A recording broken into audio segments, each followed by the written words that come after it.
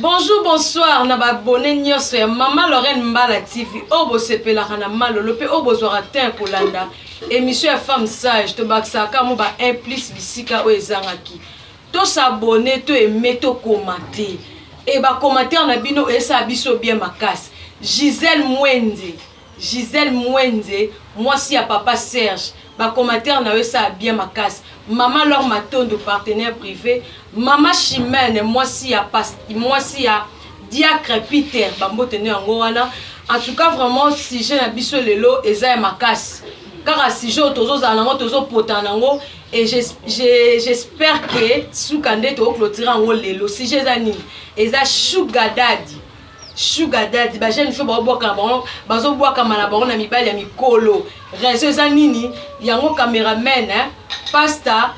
l'homme valable, pasteur Cédric l'homme valable, soko ko fungo ya biso plateau. Ba ya biso ba mona ba invité na ngana lelo. Merci beaucoup pasta l'homme valable. Tozala maman Natacha Ngengo, tozala maman Nora Madera. Mbote maman. Mbote maman lolo. Boni santé o. Na Nzambe tozo bika na ezo mona na kaka. Bonjour maman. Bonjour Malolo. Boni santé. Kimia Angola Nzambe. Eh pour m'del ba beauté ezo bibisa c'est que Kimia Angola Nzambe. Kimia. Vraiment maman ko ebi sujet o tozana ngo mibali obasi ba jeune fille le rôle la bino ka nde boza joli boye. Boboa kami na bino na mibali ya batata mikolo. Na ebité eloko ni lezo pousser bino. Raison ni lezo sala bongo bokoma na niveau wana na bandi pa manora. Bozo sala bongo merci. En tout cas, biso ba jeune fille oyo toza ko baka pembele batata mibimba. Pona ngana moni réseau ezate Malolo. Raison ni okusenga ndeti nga bo en tout cas na boya na nga ezade ne France l'émission oyo. Nga mona na nga raison iko kusenga pembele papa mokolo te. Na boya. Mais peut-être que moi na tena koza liloba nga pe pa na nga réseau. O boya. Maman Natacha. Merci Malolo pour la parole. Bon, na makambo nyonso ezalaka na côté positif na côté négatif. Ndenge ya lobi aboyaka. Oui, eza vie na ye. Mais pour na ngai. Omoni ba jeune garçon à lelo, ba komi na ba exigence un peu trop.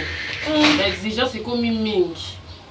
Yango ba jeune fille tant ba otala bana mibali ba komi na ba exigence. Imagine toi que liboso moi sinde abande ko tuna mobali ou soit famille à moi sinde abande ko tuna famille mobali osalaka nini na vie. Mais lelo j'étais fort mais n'habite so oyebi lelo mibali ba komi ko tuna basi osalaka nini na vie. Imagine ba siko oyebi sanga tango mutu atangite atangite peut-être pour na réalité à vie to se quitter atangite pour la réalité à vie amsusu maman kufaki papa kufaki batika bango mikie bato batika ya na bango bakoti ya bango classe te mutatangite to yebi ki avenir za na maboko Nzambe mais aosala musala ndenge nini aokende kozwa courage aokie ko tout na ta musala ndenge nini pour atangite ata diplôme za na ngote siko yebisanga mutu ya bongo tango azwi jeune garçon ayeko tune biloko ya bongo mbasi mazonga lisusu te mais tango azwi papa moko boye akotuni ata question te maman papa wana asokoli a changer a komi kokoti se voir même bakour siko yebisanga mutu ya bongo on peut se faute na ni vraiment maman Natacha a touché penda point ba jeune garçon to mona mikolo siko maman Nora yozo baka oboyango siko raison maman Natacha pesi yozo boyaka batata mikolo bon raison ya maman Natacha pesi pour papa mikolo ke selon na kolo ba ke raison maman Natacha pesi pour papa mikolo raison maman Natacha ya lobi ke na sens que te okota otangite okuta papa mwa mukolo asokoli yo ala velo bo mwana yo komi na mutu mais pour na ngana obo papa mikolo wana mama bazala ba convenir mambo ebele kasi ba jeune garçon ba otuna bino ba jeune garçon ba otuna bino osala nini siko papa otika otuna question na te ba jeune garçon papa il y a des papas papa mso akotuna na vie osala nini parce que a pistonné yo peut-être que moi na teka mwa nguba na osoni na maman Natacha a pistonné papa mso otuna ko parce que a pistonné mais jeune garçon akotuna parce que atali par rapport na ye mais il y a des jeunes garçons et des jeunes garçons mso pas okuta pe moi position na pas bien ça nini asungi pe ça ni bokotin bokomi liboso et puis mso sa ya na vie na ça na monika en tout cas na moi petit toi azongala jeune fois za bien na pembeni na moi que ye pe na ko pembeni na moi dérangement ezalate mbonga mikate mbonga lipapa mbonga lipa il y a des jeunes garçons et des jeunes garçons donc yo venait na mono kwa kama ba jeune garçon surtout ba taille o ba lata ba pantalon ba taille ba moko malolo te ya pantalon ba taille te pantalon normal on normal quand on a vendu boy jeune garçon fashion mano ole la ba jeune garçon mana Natasha non c'est que yo pena so mo tata mo ba lobi te nga penza na komaka na idea no ndima no libala ngo hein bon nakutani nango te moyen ya kobetela nini te mais eza nango mabe mingi te surtout soki moto aye na sérieux aye po abala yo nayebi te napesa exemple sikoyo nde tofandi awa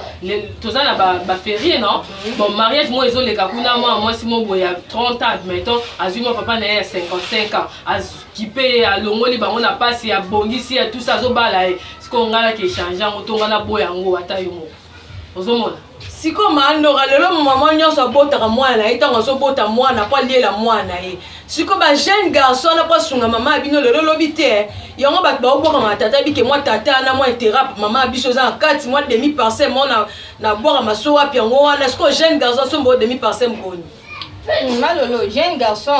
donc na ba ka osombela jeune garçon quand il y a sérieux ba jeune garçon aza bien malolo aza sérieux o ya sala kana ye moi sans fond et different zalaka to s'organiser malolo to balana quand demi personne maman aza posa lelo ken kuta un jeune garçon na pas honorer en tout cas ezala bien kimi rozala ngana boya ba papa en tout cas vraiment na senga rapenda pardon ba ndeko bo landa biso balandi ya maman Laura Imbala TV en tout cas pour tenir nga regarder pardon vraiment mais en fin ngai parce que ben convenir ezali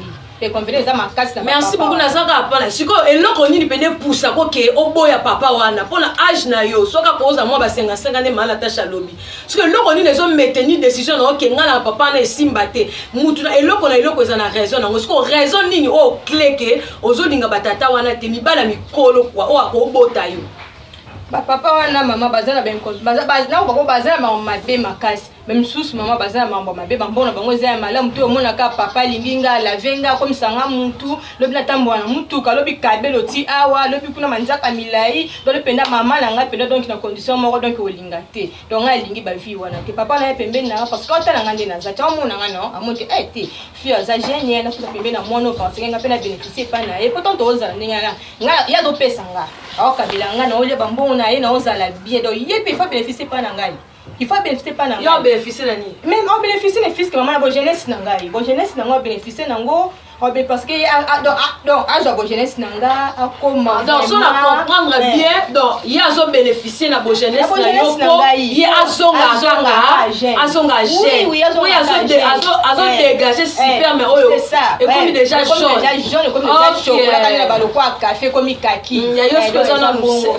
vraiment ngai na boya na biloko wana pe baza ba malade belé na nzoto ma na cadre ya papa moko boye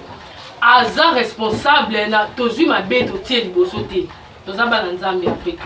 tozwi mabe totie liboso te diable ka mutu apesaka te nzambe mpe apesaka tozosalela nzambe tomandi kosalela nzambe lelo te banda bomwana na inconscience nyonso tosaleli nzambe tozwi conscience tozosalela nzambe bato nyonso tu baza kaka mabe te nga na oloba na sens ke mutu moko boye akomi age eza bamisusu mpe barata kobala na bomwana arate kobala na bomwana pourquoi alikendaki sango esimbi te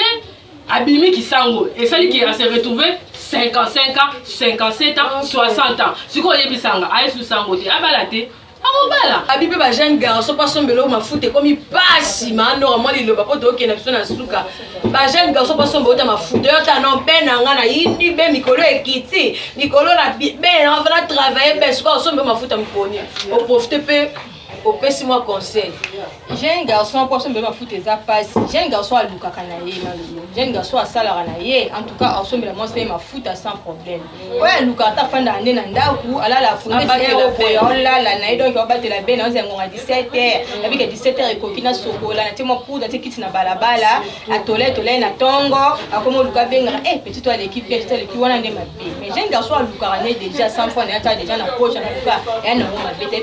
en tout cas na za boye moi c'est pas pour la mafuta moi c'est nga la taka moi c'est nga akanga basu merci beaucoup moi mot de la fin moi conseil à propos si batumbote conseil na nga na opesa na ba jeune fille oyo balingi ba papa mibimba kandi na bande lisusu en tout cas bolimi c'est pour tenir nga rigueur te na bolinga nzambe bande kuna to aba na nzambe c'est mission tozoleka quant à moi vraiment en tout cas na boya kana ba papa mibimba parce que convenir ça et nalinga ba jeune garçon pa fashion te mais ne fils que jeune garçon zala na position normale pe surtout pa ba nzambe bambote na nga napesa en tout cas vraiment na balandi nyonso tu ya mama Lorraine Mbala TV bambote na bino yango wana vraiment bambote na nga pesa bapa message nyonso bambote na pesa petit frère propre mon sang je suis Mukendi Chic Olive Ngambele famille Okende famille Kata en tout cas oblige na ye motu te ke ndimaka nzela malamu ube ndimaka nzela mabe apesa motu nyonso libre choix yo yebaka nini ozosala ya malamu likambo nyonso soko osali na ndenge mabe eza mabe soko osali na ndenge malamu mabe eza te en tout cas mpona bambote napesi mbote na ngai na Gina Mojinga motema ya kolima shika auti obotela biso bebe ya sika napesi mbote na ngai na Sandra Ntete la maman de Kaira qui Ashley bambote ebele kuna na Canada napesi mbote na ngai na Keti ya Momo Toto motema ya Jerry Katalai. Merci beaucoup na pesi mbote na ba pasteur nyonso mot de la fin na ngai yeba ozo sala eloko nyonso conséquence ezala soki Bartime ayoka kama loba batu Bartime alinga amona te oyo moko yebi ke likambo na osala eza malamu fais-toi vas-y maintenant oyebi ke likambo eza mabe osala te po sepesa batu bambote na nga ba pasteur nyonso o balandanga surtout mon pasteur Papa Nestor Mwenga azangisa émission na nga te papa bambote no ngwana ba pasteur na nga nyonso pasteur Gaspard mbote no ngwana papa Israël Mbala Kizungu Jonathan maman chérie la femme de son mari bambote no ngwana bala nyonso ya femme sage les 30 jours de une activité spéciale ce que ça na posa ko soutenir biso na activité oyo nzamba ozanga te ko pambola yo banda nzamba pambola combien de personnes au visiter l'hôpital ceux qui n'ont visité te contacter biso to tambola mbongo na même makolo na biso to ko bimisa moi qui a personne à l'hôpital ti kanzamba lola wa pesa kimia apesa bino kimia apesa bino makasi bomo inaseko po bozwa rata olandela biso bye bye bye bye bye bye